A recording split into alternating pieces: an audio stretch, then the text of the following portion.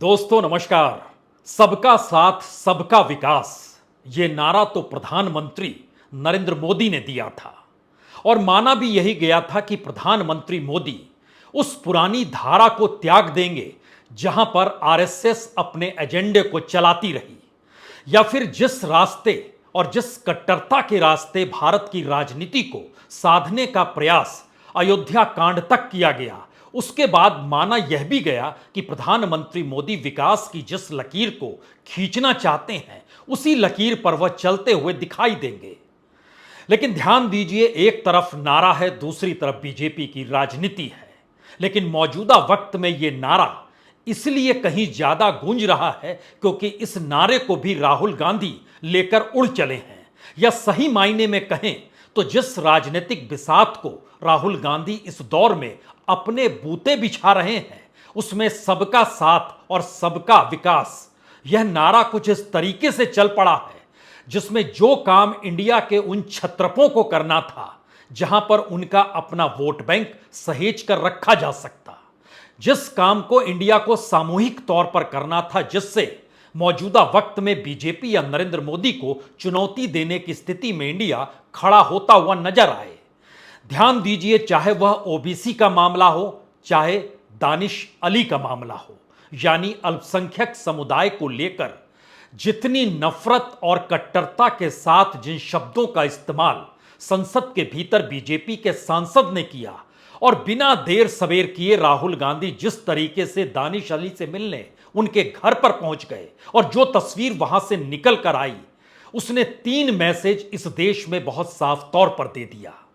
पहली बात तो ये, प्रधानमंत्री नरेंद्र मोदी 2014 में जिस रास्ते को चुन रहे थे उसमें कभी भी हिंदुत्व का जिक्र नहीं था, अयोध्या का जिक्र नहीं था, कट्टरता का जिक्र नहीं था, और इसीलिए 2014 में नरेंद्र मोदी की जीत जबरदस्त होती है। 2019 में उसी जीत को 5 साल के लिए और वक्त दिया जाता है। लेकिन भारत की राजनीति कहती है आप एक बार वक्त दे सकते हैं, दोबारा वक्त भारत की राजनीति देती नहीं है, क्योंकि भारत अंतर्राष्ट्रीय मानचित्र पर कोई विकसित देश नहीं है और कोई विकासशील देशों में सबसे अगले तौर पर भी नहीं है। यहां की जनसंख्या जितनी बड़ी तादाद में गरीब है, मुफलिसी में जीती, और खुद प्रधानमंत्री मोदी के तमाम लाभार्थी वाले कार्यक्रम जिस तरीके से लोगों के लिए हैं, उसमें एक सवाल तो बहुत साफ तौर पर था कि भारत गरीब देश है। भारत में अभी भी लोगों को 2 जून की रोटी सरकार को ही व्यवस्था करानी है। भारत के भीतर कोई इस तरीके का उत्पादन नहीं हो रहा है जो एग्रीकल्चर से हटकर हो, जो बड़ी तादाद में रोजगार दे दे। तो यह सवाल लोअर मिडिल क्लास और मिडिल क्लास के भीतर भी उभर कर आया कि जिस रास्ते इस देश की नीति चल रही है उसमें लाभार्थी कौन होगा, और जो लाभार्थी के तौर पर इस देश में नजर आते हैं संयोग से वह मंत्री और सांसद हैं जो बीजेपी के साथ खड़े हैं। राहुल गांधी ने इसी नब्ज को पकड़ा, और ध्यान दीजिए जिस रास्ते और जिस राजनीति को वो साध रहे हैं वह एक झटके में वोटों का शिफ्ट होना दिखा रहा है। और खास तौर से बीजेपी जब ये मानकर चलती है कि कुछ लोग आने वाले वक्त में बीजेपी के साथ खड़े होंगे, और अगर बीजेपी के साथ ना भी खड़े हुए तो वह इंडिया के साथ नहीं जाएंगे। कुछ ऐसी ही तस्वीर अखिलेश यादव को लेकर हो सकता है बीजेपी के जहन में तब रही हो जब केसीआर ने रैली बुलाई और अखिलेश यादव उस रैली में शामिल होने के लिए तब चले गए जब उससे पहले राहुल गांधी अपनी भारत जोड़ो यात्रा के दौर में ही केसीआर को बी टीम बीजेपी की बता चुके थे। लेकिन वहां की स्थिति डगमगाई, और कैसे डगमगाई इसके जिक्र करने की जरूरत नहीं, अब तो यह खुले किताब की तरह है। लेकिन फिर भी ओबीसी को लेकर अखिलेश यादव और तेजस्वी यादव जितने एग्रेसिव तरीके से रहते हैं, और खुद नीतीश कुमार रहते हैं, लेकिन इस दौर में ओबीसी की लकीर को महिला आरक्षण के जरिए किसी दूसरे ने नहीं पकड़ा, और बहुत तेजी से राहुल गांधी ने एक ऐसी स्थिति देश के भीतर खड़ी कर दी जहां पर लगने लगा कि ओबीसी वोट बैंक कांग्रेस के साथ तो कल आकर खड़ा नहीं हो जाएगा, और जो छत्रपों की राजनीति है वह कहीं सिमट तो नहीं जाएगी। और दूसरी परिस्थिति इस दौर में अल्पसंख्यक समुदाय की उभरी, और खास तौर से मुस्लिमों को लेकर खुले तौर पर जो राजनीतिक चिढ़न बीजेपी के भीतर रही, उसने कभी किसी मुस्लिम को अपना उम्मीदवार नहीं बनाया, चाहे वो विधानसभा के चुनाव हो या फिर लोकसभा के चुनाव हो। और खुले तौर पर कई सांसदों और विधायकों ने तो यह भी ऐलान कर दिया कि हमें मुस्लिमों की वोट की जरूरत नहीं है, हम ये खेल कर लेंगे। और इसका प्रयोगशाला के तौर पर इस्तेमाल उत्तर प्रदेश में योगी आदित्यनाथ ने बाखूबी किया। लेकिन सवाल दूसरा था।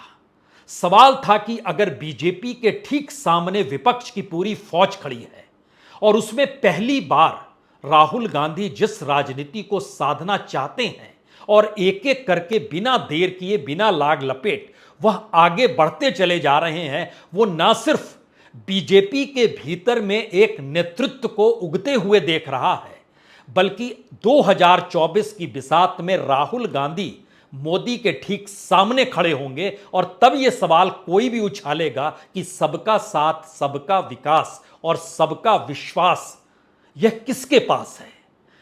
क्योंकि एक के बाद एक जो भी वोट बैंक इस दौर में बीजेपी ने अपने तौर पर खड़ा किया, ध्यान दीजिएगा, तो वो सब प्रधानमंत्री मोदी की चकाचौंध तले ही लगातार घूमता रहा।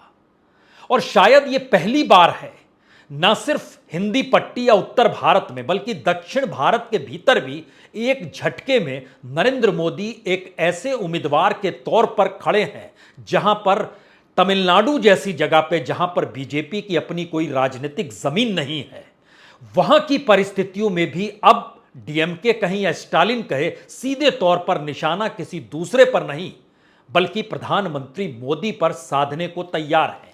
कल ही उनके भाषण में उन्होंने कहा, बीजेपी को परखना है तो 5 सी यानी ABC, सी का जिक्र कीजिए। जिस तरीके से प्रधानमंत्री मोदी अपने मैनेजमेंट की क्लास जो राजनीतिक तौर पर बताते हैं हर बार में, उसी तर्ज पर स्टालिन ने क्या कहा? स्टालिन ने कहा कॉम्युनलिज्म यानी सांप्रदायिकता, करप्शन यानी भ्रष्टाचार, कॉरपोरेट कैपिटलाइजेशन यानी कॉरपोरेट पूंजीवाद, चिटिंग यानी धोखाधड़ी और कैरेक्टर एसेसिनेशन यानी चरित्र हनन। यह जो communalism, corruption, corporate capitalisation, cheating और कैरेक्टर एसेसिनेशन है, इसको समझने की जरूरत है कि बीजेपी और मौजूदा वक्त में प्रधानमंत्री मोदी की जो पूरी राजनीति है वो सब कुछ इसी के इर्द गिर्द घूम रही है। तो पहला सवाल यह महत्वपूर्ण है कि अब उत्तर भारत नहीं बल्कि दक्षिण भारत भी उस राजनीति को समझ गया जिस राजनीति को साध पाने की स्थिति में 2019 तक कोई नहीं था। और राहुल गांधी अगर इस दौर में एक एक वोट के पूरे चंक को एक एक मुद्दे के आश्रय प्रभावित कर रहे हैं, तो अगला सवाल यह भी है कि क्या प्रधानमंत्री मोदी के पीछे जो स्टेक उनकी सत्ता को बचाने का लगा हुआ है, वह उसके दबाव में एक के बाद एक इस तरीके से आते चले गए कि इस देश में कानून की धज्जियां उड़ती चली जाए और प्रधानमंत्री खामोश रहे। क्योंकि सवाल सिर्फ रमेश बिधुड़ू का नहीं है, दबाव एक बीजेपी के भीतर से, जिन्हें डर लगता है कि सत्ता अगर मोदी की चली गई तो क्या होगा, और एक दबाव उस समाज के भीतर से है जिन्होंने मोदी के पूरे कैरेक्टर को खड़ा किया है और इस एहसास को जिया है कि वह एक समानांतर सत्ता के तौर पर इस देश में मौजूद हैं और कानून उनका कुछ नहीं बिगाड़ सकता है, क्योंकि लंबे वक्त तक वो हाशिए पर रहे हैं। क्योंकि कानून के राज में जब जब ये सवाल आएंगे कि सब कोई बराबर है, तब फिर राजनीतिक सत्ता से जुड़े लोग मायने नहीं रखते हैं। लेकिन इस दौर में ध्यान दीजिए हुआ क्या। याद कीजिए लखीमपुर खीरी, टेनी का क्या हुआ। टेनी ने जिन बातों का जिक्र किया था, मैं पद छोड़ दूंगा, मुझे जेल में डाल दीजिएगा, वो सारी बातें प्रूफ हो गई, लेकिन वह गृह राज्य मंत्री आज भी बने हुए हैं और कुछ भी उनके साथ वैसा नहीं हुआ जिसका जिक्र वह खुद करते थे, जो कि उनके बेटे ने जब किसानों को जीप से रौंद डाला था। प्रधानमंत्री उस दौर में याद कीजिए खामोश रहे। दूसरी परिस्थिति, बेटी बचाओ जिस रूप में बीजेपी ने इस देश के भीतर खड़ा किया, ब्रजभूषण शरण सिंह उसकी एक राजनीतिक पहचान के तौर पर उभरा, जहां बेटी संकट में थी और प्रधानमंत्री ने कुछ भी नहीं कहा, जबकि महिला आंदोलनरत हुई उस दौर में जो अंतर्राष्ट्रीय खिलाड़ी थी दिल्ली में बैठी, उसके बावजूद भी प्रधानमंत्री ने खामोशी बरती। टेनी भी सांसद, वो मंत्री भी हैं, ब्रजभूषण शरण सिंह यह भी सांसद, और इनको भी छूने की हिम्मत नहीं हुई। और तीसरी परिस्थिति मौजूदा वक्त में रमेश पिधूड़ी के साथ निकल कर आई। यहां भी प्रधानमंत्री चुप्पी थाम लेंगे, क्योंकि उन्हें ऐसा लगता है कि एक लंबे वक्त की खामोशी धीरे धीरे मुद्दे को डाइल्यूट कर देती है, या फिर जब समूचा देश ही इस बात को इंतजार हर मुद्दे को लेकर करने लग रहा हो कि प्रधानमंत्री कुछ बोलेंगे तभी कोई एक्शन होगा, तो फिर प्रधानमंत्री उस पर खामोशी बरतकर यह एहसास अपने साथ उन लोगों को दिलाते हैं कि अगर आपका बहुत कुछ स्टेक पे लगा हुआ है तो हम आपके साथ खड़े हैं। तो क्या इस दौर में प्रधानमंत्री मोदी का जो अपना वोट बैंक है वो कभी टेनी के जरिए, कभी ब्रजभूषण सिंह के जरिए, कभी रमेश बिधूड़ी के जरिए इस तरीके से रेंग रहा है? तो अगला सवाल यह भी उठता है, क्या किसानों के साथ कौन खड़ा हुआ, महिलाओं के साथ कौन खड़ा हुआ? और दानिश अली जो बीएसपी के सांसद है, मायावती पहुंचती उससे पहले राहुल गांधी ने पहुंचकर क्या संदेश दिया, या राजनीतिक तौर पर क्या संदेश गया? बीजेपी के ही एक सांसद ने कह दिया कि क्या दानिश अली कांग्रेस में शामिल होने वाले हैं। सवाल यह नहीं है कि वो कांग्रेस में शामिल होंगे या नहीं होंगे, सवाल यह है कि जो सबका साथ सबका विकास का मैसेज इस दौर में जा रहा है और कांग्रेस को जिस नए परसेप्शन के साथ राहुल गांधी खड़ा कर रहे हैं, यानी एक तरफ इंडिया का जोर था, उसमें तो अपने बूते और अकेले ही राहुल गांधी ने एक एक समुदाय विशेष को अपने साथ लाकर जोड़ लिया है।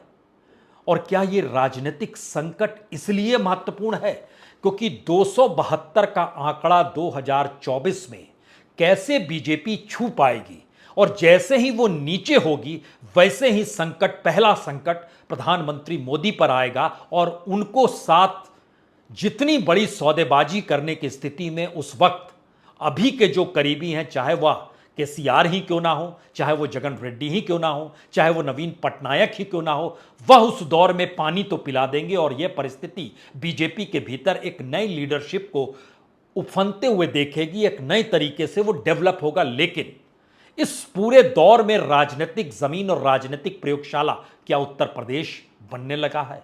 और प्रधानमंत्री ने आज बनारस में पहुंचकर जो संदेश देना चाहा, उसके पीछे पहली बार एक ही संदेश था, अब जातियों के आश्रय राजनीति करनी बीजेपी के लिए मुश्किल हो गई है। अब वह उस सोशल इंजीनियरिंग के रास्ते चल नहीं सकती है, क्योंकि हर सोशल इंजीनियरिंग के सीढ़ी या पायदान पर हर तरफ से धोखा पाया गया है। जो लाभार्थियों की पूरी कतार है, चाहे वो जनधन योजना 4,000 रुपए पर टिकी हुई है, जो जीवन ज्योति बीमा है, जो सुरक्षा बीमा योजना है, जो अटल पेंशन योजना है, जो मुद्रा योजना है, जो स्टैंड अप इंडिया स्कीम है, जो वय वंदन योजना है 60 साल से ज्यादा उम्र के लोगों के लिए, ध्यान दीजिए, हर योजना से जुड़े लाभार्थियों के सामने इस वक्त कई सवाल हैं। और यह सवाल इसलिए बड़े हो चले हैं क्योंकि पहली बार हरकत में राहुल गांधी है, या कांग्रेस है, या इंडिया है, या इन तीनों चीज की अगुवाई करते हुए एक चेहरा निकल कर आया है जो हर किसी को गले लगा रहा है, और गले लगाते हुए संदेश दे रहा है कि आप हमारे साथ रहेंगे तो चीजें आपकी अनुकूल हो या ना हो, लेकिन इस देश के भीतर की ऐसी परिस्थिति नहीं होगी जिस परिस्थिति में इस देश को लाकर खड़ा कर दिया गया। तो शायद अब इसलिए दो बातें जरूरी हैं। पहली स्थिति है कि वो कौन सी स्थिति है जिसमें प्रधानमंत्री मोदी और गृह मंत्री अमित शाह की समूची राजनीतिक बिसात डगमगा गई है। हमें लगता है इसके लिए कोई बहुत मशक्कत करने की जरूरत नहीं है। कुछ चीजों का ध्यान दीजिए, इस देश की 99 सीटें ऐसी हैं जहां बीजेपी अपने उम्मीदवार भी खड़ा नहीं करना चाहेगी, वह जीत भी नहीं सकती है और जीती भी नहीं है कभी। उसमें 3 राज्य तो बहुत साफ हैं, आंध्र प्रदेश, केरल और तमिलनाडु। आंध्र प्रदेश की 25 सीटें, केरल की 20 सीटें और तमिलनाडु की 38 सीटें। इसके अलावे पंजाब की 10 सीटें हैं, इसके अलावे जम्मू कश्मीर की 3 सीटें और इसके अलावे असम की 3 सीटें हैं। यहां पर बीजेपी कहीं अपने उम्मीदवार को खड़ा करने का सोचेगी नहीं। 99 सीट इसको माइनस कर दीजिए। उसके बाद एक अगला सवाल है कि जो छत्रपों के तौर पर जो नवीन पटनायक, ममता और केसीआर हैं, इनकी सीटें जो इन्होंने पिछली बार जीती, यह भी बीजेपी नहीं जीत सकती है। नवीन पटनायक के पास 12 है, ममता बनर्जी के पास 22 सांसद हैं, केसीआर के पास 9 है, यानी कुल मिला के 43 यह भी हो गए। उधर 99, इधर 43। इसमें एक चीज और जोड़िए, जो कल तक लाभार्थी के सामने तो मुश्किल है ही, बीजेपी के अपने साथी जब साथ छोड़कर निकल गए तो उनकी सीटों का क्या होगा। उसमें शिवसेना ने 18 सीटें जीती थी, उसमें जनता दल यूनाइटेड ने 16 सीटें जीती थी, उसमें अकाली दल ने 2 सीटें जीती थी, यानी 36 सीटें यह भी है।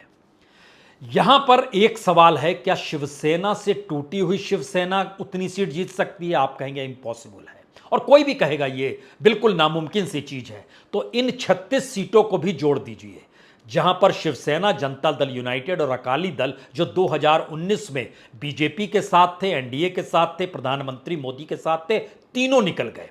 36 सीटें ये हैं, 43 सीटें तीन जो छत्रप है, नवीन पटनायक, ममता बनर्जी और केसीआर, और 99 सीट ऐसी है जहां पर बीजेपी अपने उम्मीदवार खड़ा कर ही नहीं सकती है। इन तीनों को जोड़िएगा तो 178 सीट खुले तौर पर आपके सामने आ जाएगी।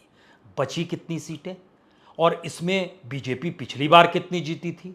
बीजेपी जीती थी 303 सीट, और बचती है, अगर इन 178 को माइनस कर दीजिए तो 365 सीटें बचती हैं।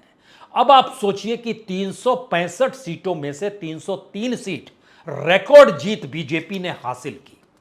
और अब यह सवाल है कि जहां जहां रिकॉर्ड जीत हासिल की, उसमें अगर आप इस देश के भीतर में 6, 7, 8, 9, 1 दर्जन राज्यों का एक एनालिसिस करें, जिसमें उत्तर प्रदेश, गुजरात, मध्य प्रदेश, राजस्थान, हरियाणा, छत्तीसगढ़, हिमाचल प्रदेश, उत्तराखंड, कर्नाटक, दिल्ली और झारखंड, इन जगहों की तमाम सीटें मिलाकर 239 सीटें होती हैं। 239 में से बीजेपी ने 210 अकेले जीती। और इन तमाम जगहों पर अगर आप उसमें उत्तर प्रदेश को माइनस कर दीजिए तो सिर्फ, और दिल्ली को जरा सा माइनस कीजिए या जोड़िए, चूंकि आम आदमी पार्टी की मौजूदगी पिछली बार तीसरे नंबर पर थी, बाकी तमाम जगहों पर कांग्रेस और बीजेपी को टकराना है। हम इस बात का जिक्र क्यों कर रहे हैं कि राहुल गांधी अपने बूते समूचे इंडिया को मैनेज कर रहे हैं, समूचे वोट बैंक को मैनेज कर रहे हैं, और सबका साथ सबका विकास राजनीतिक धरातल पर उतार कर वह उस राजनीति को साध रहे हैं जिस राजनीति को कभी अटल बिहारी वाजपेयी ने साधा था। जब गठबंधन की सरकार बनाई थी 1996 में, वह नहीं साध पाए थे, किसी ने साथ नहीं दिया था, क्योंकि सबके जहन में अयोध्या की परिस्थिति थी, जब बाबरी मस्जिद विध्वंस हर के दिमाग में था, और इस देश के भीतर की परिस्थितियां हर किसी के जहन में थी। इसीलिए अटल बिहारी वाजपेयी ने जो भाषण दिया 13 दिनों के बाद, जो सरकार 13 दिनों में ही गिर गई 96 में, तो उनके साथ कोई खड़ा नहीं था। तो उन्होंने भी कहा था, मैं फिर ऐसी सत्ता चिमटे से भी नहीं पकड़ना चाहूंगा। अब यह सवाल है, क्या वो पूरी की पूरी सुई एक झटके में घूम चुकी है? और अब नारा तो है सबका साथ सबका विकास का, लेकिन इस दौर में हर साथी छूट गया। हर लाभार्थी शुरुआती दौर में समुदाय के तौर पर, वोट बैंक के तौर पर, जाति समीकरण के हिसाब से बीजेपी के साथ खड़ा हुआ, लेकिन एक लंबी प्रक्रिया के बाद उसे भी चीजें समझ में आने लगी। टेक्नोलॉजी बड़ी महत्वपूर्ण होती है, और टेक्नोलॉजी के जरिए गांव गांव तक लोग जानने लगे, दरअसल ये सत्ता की देन नहीं है। क्योंकि इस दौर में देखिए, जब देन का परिस्थितियों ने राजनीतिक तौर पर चीजें परखनी शुरू की, तो हर किसी ने बांटना शुरू कर दिया।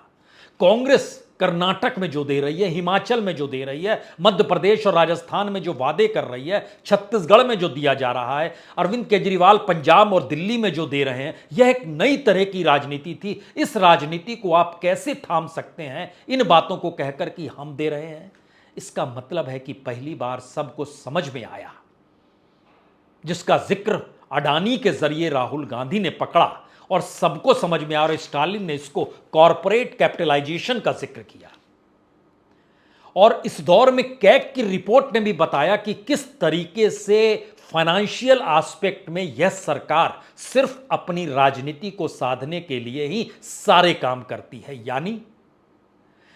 यानी इससे पहले कि बीजेपी की जो राजनीति चलती थी इस देश के भीतर में, जितनी भी योजनाओं को प्रधानमंत्री मोदी यह कहकर लेकर आए कि हम कल्याणकारी योजनाओं को लेकर आ रहे हैं, उसका लाभ से ज्यादा अब सवाल हो गए कि क्या यह पैसा इस देश का है, यह पैसा हमारा है, यह हमारे हक का पैसा है, और आप देते हैं उससे ज्यादा तो अब दूसरे राज्य से हमको मिल रहा है, और दूसरे राज्य में ज्यादा दिया जा रहा है। क्योंकि इस देश के भीतर में जो सबसे बड़ा वोट बैंक है वो मजदूर किसानों का वोट बैंक है। वो दिहाड़ी मजदूरों का वोट बैंक है और उनका ट्रेवल देश भर के भीतर होता है। उनके घर परिवार गांव जिले से लोग आते जाते रहते हैं और एक संवाद बन रहा है कि अच्छा वहां इतनी सुविधा है, यहां तो यह भी नहीं है। तो क्या गुजरात में जितनी सुविधा मिलती है क्या उससे ज्यादा कर्नाटक में सुविधाएं नहीं मिल गई? क्या इस दौर में अलग अलग राज्यों में जो भी सुविधाएं मिल रही थी उसके ठीक समानांतर एक नई परिस्थिति मौजूदा राजनीति ने खड़ी कर दी है? ये सारे सवाल मौजूदा वक्त में बीजेपी को ना सिर्फ परेशानी में डाल रहे हैं बल्कि प्रधानमंत्री मोदी और अमित शाह की उस राजनीति को भी कटघरे में खड़ा कर रहे हैं जिस कटघरे में उन्होंने समूचे विपक्ष की राजनीति को खड़ा किया। और उसके बाद जब इंडिया बना तो सवाल सिर्फ यह उठ रहा था कि यह इंडिया आपस में कब टकरा जाएगा पता नहीं, कैसे सीटों का तालमेल होगा पता नहीं, लेकिन राहुल ने उससे बड़ी लकीर खींचने की कोशिश की और वह लकीर इस देश के तमाम लोगों को जोड़ने की रही, सबको साथ लेकर चलने की रही और यह मैसेज कन्वे करने से रही कि दरअसल सत्ता आपको कुछ नहीं देती है, यह आपका अधिकार है। सत्ता जब कोई काम नहीं कर पाती है इस देश के विकास के लिए तो वो पैसा बांटने लगती है अलग अलग शक्ल में। और अगर वो आपके पास पैसा आ रहा है तो ये मत सोचिए कि अब यही सत्ता रहेगी तो आपके पास पैसा आएगा। लेकिन जो आखिरी सवाल सबसे बड़ा है वो सवाल होता ही कि दरअसल सत्ता के पीछे जो लोग खड़े होते हैं, जिनका अपना स्टेक उस सत्ता के साथ रहता है, वह पहली बार ऐसे मुहाने पर आकर खड़ा हो चला है कि उन्हें इस बात का बाखूबी एहसास है कि अगर कल मोदी की सत्ता चली गई तो उनका होगा क्या।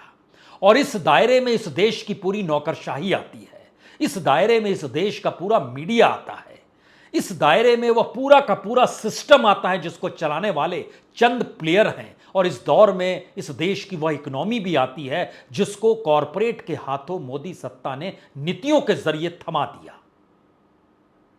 तो क्या राजनीति उलट रही है?